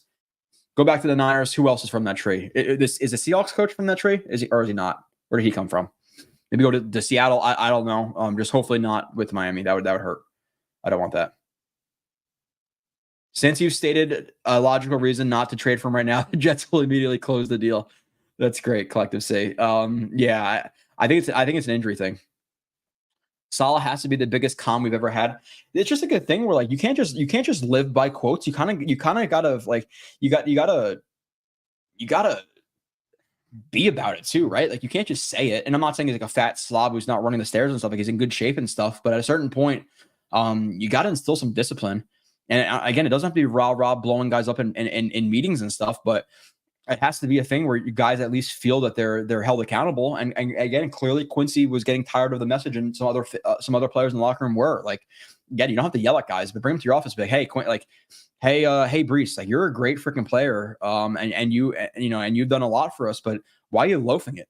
Why are you loafing on a play where you could tackle this defender and save a touchdown for us? You have DK Metcalf sprinting 99 yards to do it, 20 yards behind, and Brees Hall is conceding. Like, what are we doing here? Like, you got to be able to talk to guys. Again, everybody's style is different, but come on. Check down. Yeah, there's again, I think he's pressing a little bit too, John B. I'm with you. There's been some plays where like he'll have a hitch open for 5 yards and he skips it, or Brees Hall and check down and he skips it because he's looking for more. He's forcing a little bit because there's no running game. The offense is just so inconsistent. He's trying to force it. I'm with you there, actually. If the Jets lose Monday, who's to blame? A combination of people. I don't know. Again, this is not a stream where I'm going to say it's just Salah's fault. Like Salah's gone out and making a scapegoat. Everything's going to get better. Like, no, Brees isn't playing up the standard. Rodgers not playing up the standards. Tyron Smith's not playing up the standard. Garrett's not playing up the standard. Lazard's dropping balls. Like it's not just one thing. The Jets got to collectively take their head out of their ass. It's not Salah just doesn't just fix this. You're hoping that it ignites a fire in the team and they can turn it around, but it's not just going to be a thing. Oh, Salah's gone, everything's fixed. Like Salah wasn't teaching the offensive line how to incorrectly, pass off combination blocks at the second level. MU, what do you do? Like you're putting some good comments in here, but then you're also doing. Would you bring Zach Wilson as the passing game? Like, are you? I'm assuming you're 14 years old or you're older and really immature. Like, why are you putting stupid shit into the chat? I don't want to read it. Don't waste my time, please. Gotta head out. See you, Curly. I'm driving to Catskills to hopefully see a Aurora. So listening in the car. Okay. I have zero idea what or who Aurora is, and you're listening in the car. I appreciate that. Catskills. I know my friend, my buddy's a big climber. The guy I go to the Jets games with. He'll go to Catskills a lot to like climb and stuff. Big climber there, but I don't know. Is Aurora like a mountain? Is it a lake? Is it a person? I don't know what you're talking about. Oh, it looks like people in the chat know what he's talking about. I don't know the hell you're talking about. What is Aurora? We are a missed field goal and a last drive of missed TD from being 4-1. Yeah, man, it hurts. The Jets should undoubtedly at least be 3-2 right now. Undoubtedly. Devontae isn't coming to New York. He is, and the Bills will not blow the Jets out. I don't see it. Rodgers doesn't like to read concepts. He just likes to read and throw away from leverage. It's actually very limiting. Yeah, you got to put more. He doesn't like to read concepts. What is it? You're talking about like he just likes to run individual routes and throw versus leverage. He definitely reads concepts. That's interesting. But all right, Hackett's fault. Yep. Again, I don't want to buy you trade a guy or trade up for a guy and you don't even use him. Hit the like button. Yes, I'm with you. I'm not going to highlight your next comment, Jet Life, because I don't agree with it. He's a Yankees fan. That's all I'll say. But I will highlight this. Mets. It seems like. I don't want to say it, but like team of like so many times in baseball, you just get teams who are like, bare like mid 80 teams, mid 80 win teams, high 80 win teams, low 90 win teams who like barely squeak into the playoffs and they win it all. Like it happens all the time in baseball. It's about streaks, and the Mets are freaking hot right now. They are hot, and they are the comeback Mets. It is ridiculous what they've been doing. Every single game just make me have a heart attack. Like that Pete Alonso, 2-run home run against the was the Brewers in Game 3, like just ridiculous. One funny story about that was I was actually watching in my room. I had my AirPod in. Game was on my laptop. My wife's like kind of sleeping, like dozing off next to me. My dog's sleeping by my feet, and I freaking screamed. And I woke her up and she was all pissed. But I was like, 2-run home run, let's go. Like, I was so pumped up. Where was it? Actually 3. I forget it. Was it 2? I think it was 2. I forget how many people it was. This last 2 weeks of the Mets has been ridiculous. the timely home runs, the walks from Lindor. Nimmo's been clutch. Starling Marte's been clutch. Vientos has been huge, minus he just can't field. He's a shitty third baseman, but he hits well, so we'll take it. Let's see. Sauce is to go to you're on one today, dude. That is quite ridiculous statement. It's that's ridiculous. Now Sauce does need to tackle better and have more consistent tackling effort, but has Sauce been beat a lot this year? Like, am I missing something? Sauce has still been really good. He's just not tackling as well as he needs to. Yeah. Okay. I'm gonna comment. I'm gonna skip over some of the people get like too negative when they lose. Like, I'm not gonna say Sauce is now trash. Like, let's be real here. Should they bench Fashanu and try? No, it would not get better. Fashanu, like the one touchdown to Garrett Wilson, Fashanu he actually held up really well versus the DN there. Not the best DN in the world, you could tell just by how like unathletic he looked, but nonetheless, he held up well. Fashanu has been playing then better than what Mitchell or Warren would. They are both much worse. They are much worse. The blown blocks are so bad. Yeah, it's gross. I've been highlighting a lot. Kenny Yeboah. Yeah, Kenny Yeboah at the end of last year, Stanley, had a lot of good blocks. Like, he was actually surprising me in the end of last year. Like, holy shit, like he's kicking guys out. You know, he's sifting well, like he's doing well as a blocker. And then and he's just not being used. Is he hurt? Is he on like IR or something? Does somebody know something about Kenny Yeboah? Because Kenny Yeboah should be playing over Bates. And even over Rucker at this point, putting Kenny Yeboah, because he showed more consistency as a blocker last year, later on in the year. Salah was a reason. He didn't have 3 holding penalties. He had one on Justin Jefferson, one on Jordan Addison, right? And maybe another one was an illegal contact. I think so. I think he had 2 penalties on Justin Jefferson and one on that, or one on Addison, but the one was very, very soft. And I'm not the guy to say, oh, the refs are completely biased against the Jets and it should have been a penalty for every penalty that's thrown. That one penalty on that whip route in the end zone was complete horseshit. He barely touched his hip, barely. So yeah, he had 2 penalties. Okay. It's Justin Jefferson. Like, he's the best receiver in the NFL. Let's get real here. Sauce is not trash because he got 2 penalties versus JJ. He also had a pass breakup to JJ. Like, again, let's not get crazy here and start saying Sauce is bad. Like, I know Garrett been a little bit disappointing. You know, he had 10 catches for 90 yards, whatever it was. He still had 22 targets, which per reception, like 5 yards, 5 yards per reception. So it's not like he lit up the world with 23 receptions. He got peppered. Still a better game. Brees has struggled. Tyron's struggled. Like, there's plenty of things to be negative about. Why are we trying to get on Sauce?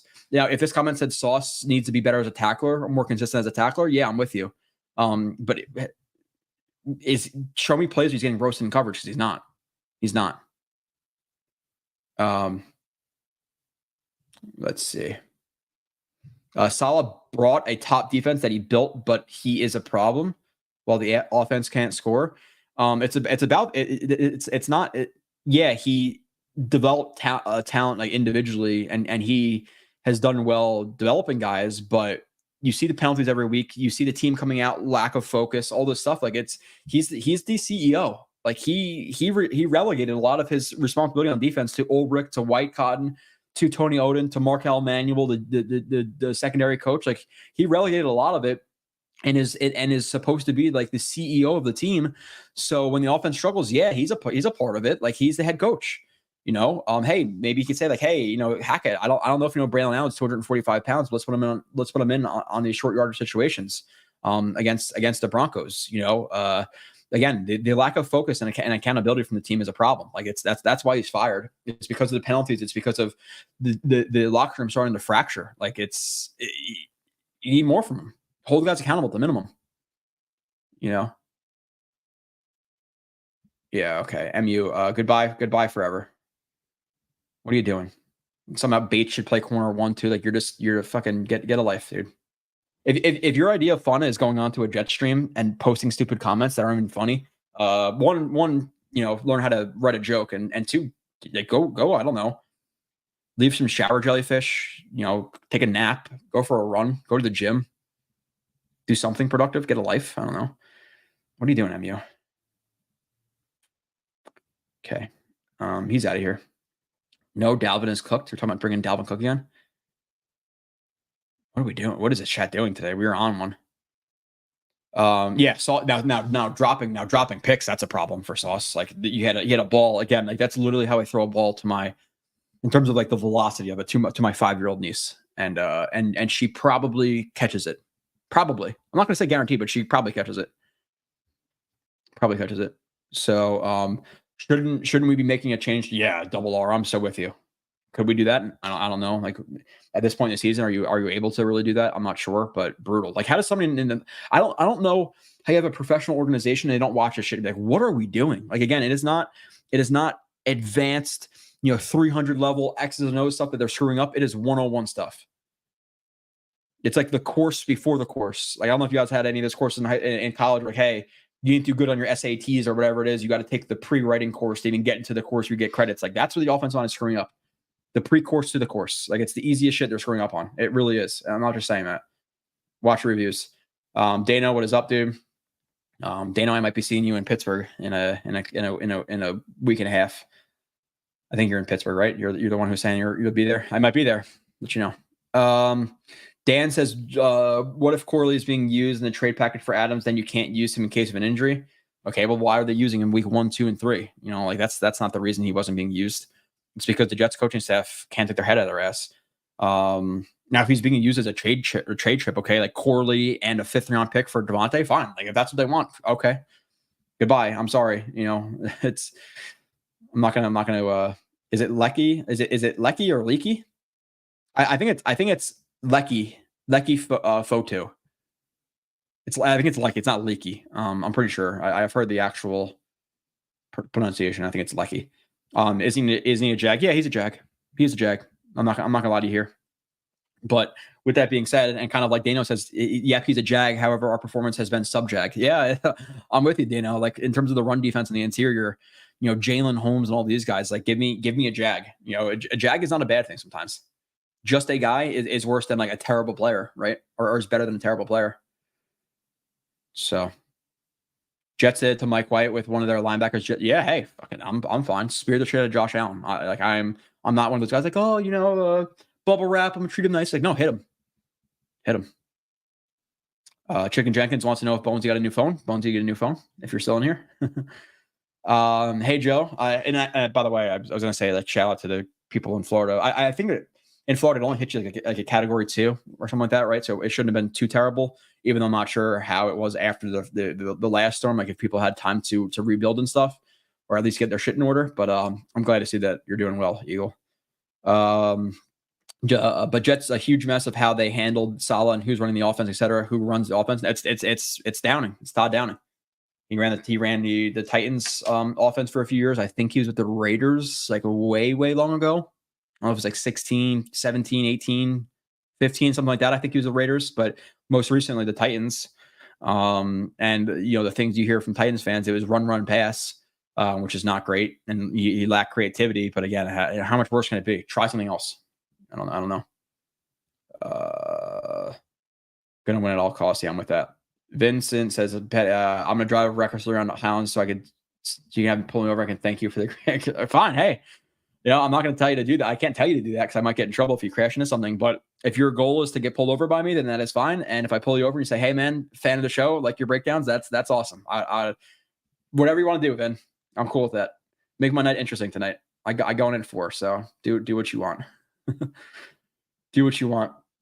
Plumpy says, I'm excited to see this accountability. Changing the coach and play caller won't mean much if the players can't block or catch.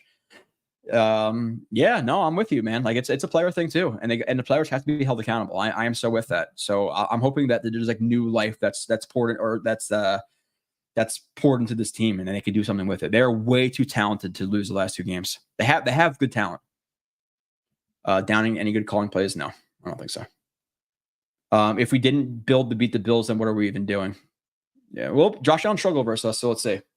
Matt Collins, Curtis Samuel, and MVS. I'm just saying, like, stack the box, please, God. Please, God. Yep, Malik. I found it on AI. Yep, Malik. Used Brees in the backfield with Allen. Yep, didn't do a lot of that last week. I think our offensive line is playing really bad. Shouldn't we change? Yeah, double R again. I said that before. I think they should. Now, can they? I don't know. I don't know how well that works out in midseason to change your offensive line coach. I don't. They are still running more zone than power. That's a thing. I believe Brees has been more power this year than he previously was, but it's still a thing where like he's not running well individually. Keith Carter makes decent O-lines suck. Yeah, he's not been great. He needs to go after this year, undoubtedly. How's Becton doing in guard? Is he starting Becton? I know he was starting the first couple of weeks. I don't know. I don't know how to Google it. Is he starting? Like, can somebody find that out? Let's see. Eagles depth chart. I think he is, right? I know he's playing decent. I think he's playing decently for them. Yeah, he's the right guard. He's the right guard. I think he's playing decently. Shame on Becton though that he, and you guys know if you've been watching the show for years, I always thought Becton was an immature piece of shit. I really did. I never liked Becton with the big bust and only a left tackle and almost eating himself out of a job and blaming others. Like he's such a prototypical like 21-year-old kid at times where it's like, hey, you know, I'm eating myself to death and out of the league here, but let's blame other people. Like he was the type of guy to pass blame and never look internally. That's what he is. And then he posted a meme of like a guy at a funeral for Salah. It's like, dude, Salah backed him so many more times than he should have. Like Becton looks good, or you know, Becton's trying his hard. Like there's so many times where I wanted Salah to call out Becton in the media, or just call him out in general, and he didn't. Like Salah always had Becton's back. So for Becton to call him out, like Becton is a shitty human. I'm sorry, I hate Becton. Like I do not wish well things on that man. He's such a garbage person in my opinion. And again, no, he's not out there beating kids or beating his wife or anything like that. But he is the ultimate, like, it's your fault, not my fault. Like he'll crash into you at the back of a red light at 80 miles per hour and be like, oh well, you should have moved for me. Like he is a I do not like him at all. I do not like him at all. If Tyrod is going if he's limping, yeah, I'm surprised he didn't get injured. You know, after the amount of hits he's taken the last 2 weeks is just wild. Big Daddy, I'm not letting Brees off the hook, but tight end blocking is pathetic. Yeah, no, I'm with you, Big Daddy. Said it before. It's not just the tight end. It's not just the offensive line. It's not just Brees. It's a combination of all of them. Brees has looked bad. He's looked bad, and there's no way around that. It's not just the offensive line. If you want to put all the blame on the offensive line of the scheme, then you're what people have been calling now like a truther. You're a defender of him. You're not actually seeing the real picture. You're just passing blame because you have faith in Brees and you think he's going to be great. He's not been good this year, individually. Regardless of everything else, he's not been good. When's the last time he's broke a tackle? He's not breaking tackles. He's not making guys miss. He's not hitting home runs. He's not been good this year. I'm sorry. Jets should. I think Mercedes Lewis is with the Bears still, right? But people made fun of Mercedes Lewis. Like, hey, I would take him over Ruckert and Bates right now as tight end too. Like, at least he can block. He's like an extra offensive lineman. Sure, I'm cool with it. Yeah. John says agreed. Ruckert has regressed. I wish we got McBride that year. Who'd we get instead? Was that second round pick last year? Was that Tittman? Did we get Tittman instead? I don't know. Dude, even Ulbrich giving the injury report was better. Now, the thing that Ulbrich has to stop saying, and I don't know if he said it today or I didn't watch anything of today, but he used to say, what was it?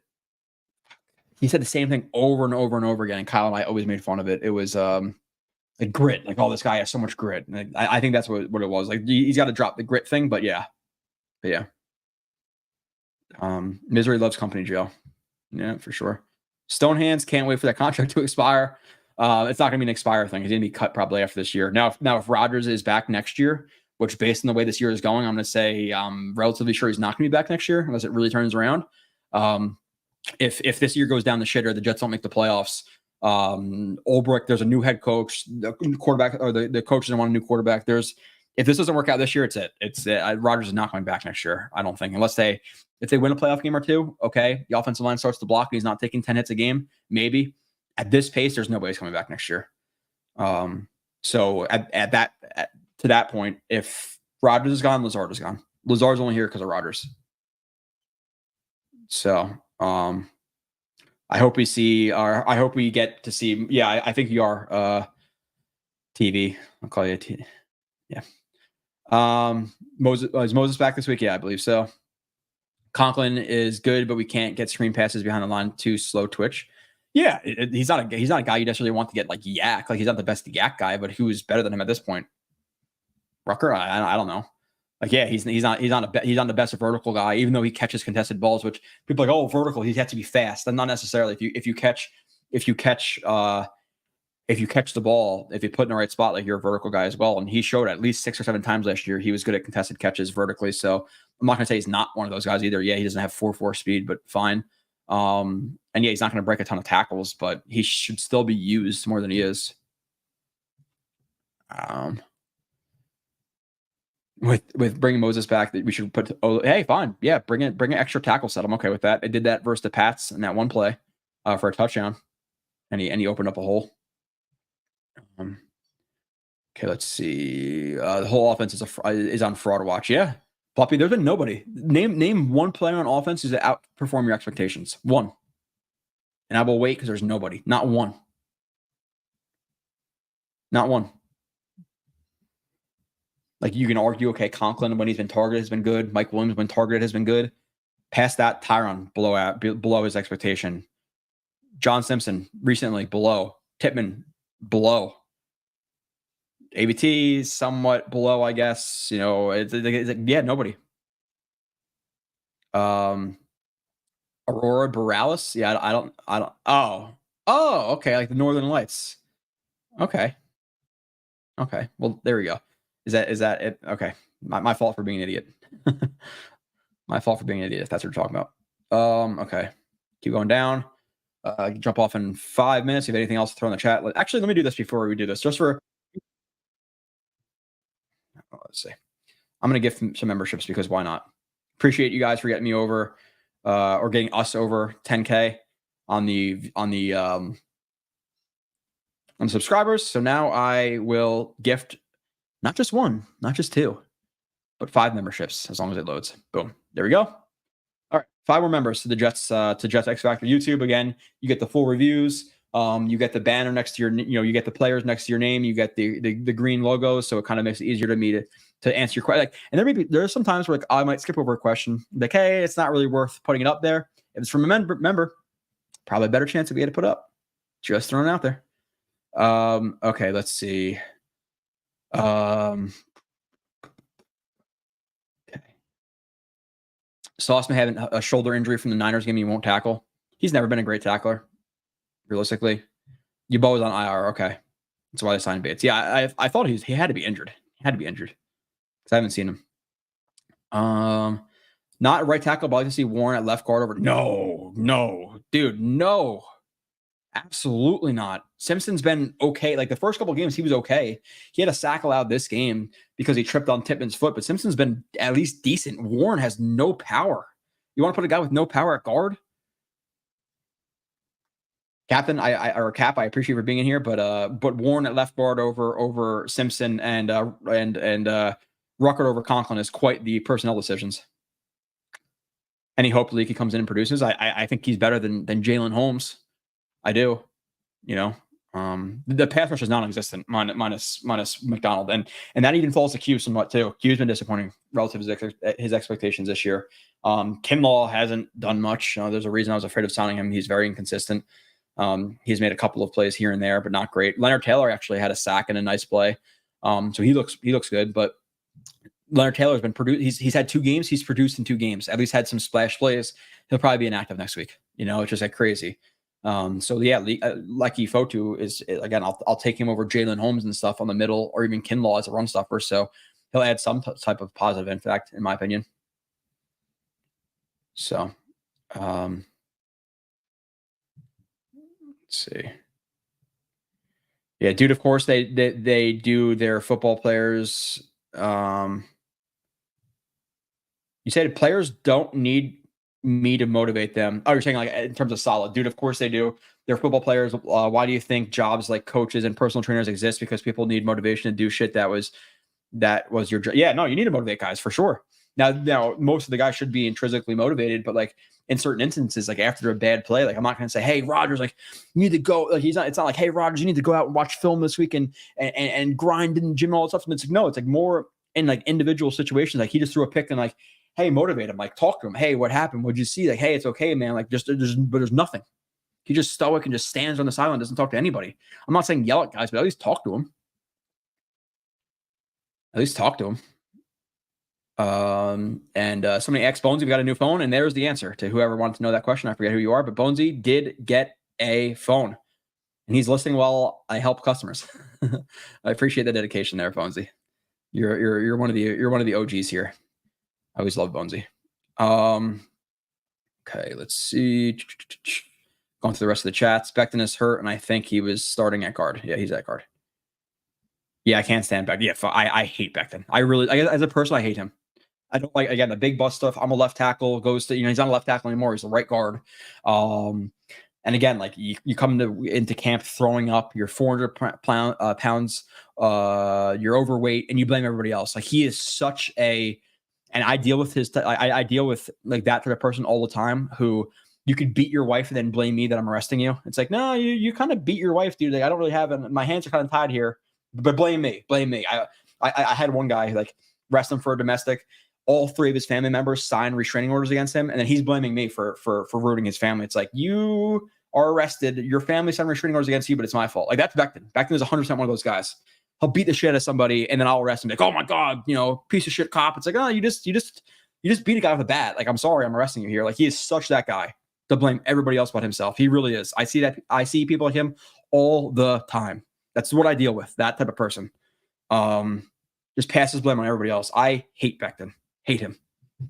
I really do. Strain, that was it. Strain. Yeah, strain and grit. But thank you, Chicken Jenkins. Great pickup there. It is 100% strain. Brees is a volume back, not a home run hitter. Okay. Brees, if anything, he's a home. That's what he's done. Denver game both times. Like he hits home runs. He's not a guy who gets 6 yards, 6 yards, 6 yards. He's a guy who gets one or two 60. So he's definitely a home run hitter. Look at him versus Buffalo last year. Like that's what he is. Most of his, if you take, like he has so many big runs, like so many games last year, he has big runs or big plays. The Miami game, he had like a 60-yard catch on a wheel. Like he is an explosive home run hitter. Cap, I didn't. You have to be new because I don't notice your name. Some of the stuff you're saying is interesting because that's exactly what he is. We need an actual fullback. The 80s geek says, "I'm with you." Enough of the bullshit, Solomon Thomas. Just because you're big does not mean you can block. Can we stop that shit? Taylor Sterling, it's Kuntz time. Please God, no.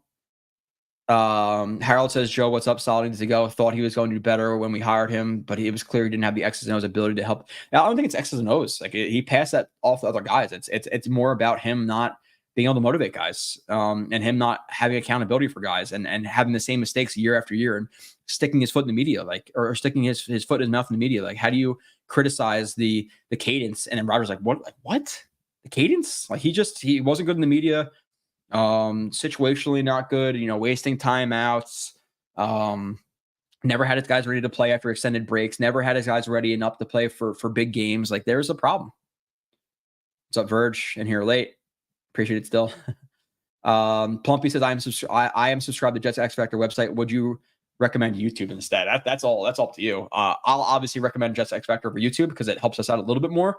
But with that being said, like, are you reading Rivka's and Nania's articles? If you're not, and that's not what you necessarily want it for, and you're just doing it for the film reviews, then obviously you save $1 or $2 a month by just subscribing to the YouTube. But if you subscribe to just the YouTube and not the site, then you don't get the articles from those guys. And like I know like Andrew Fialco writes some articles for us and stuff. I'm not sure if they're always behind the paywall or not, but like some of his articles may be behind the paywall if I want to read those. So it's all personal preference. I don't know.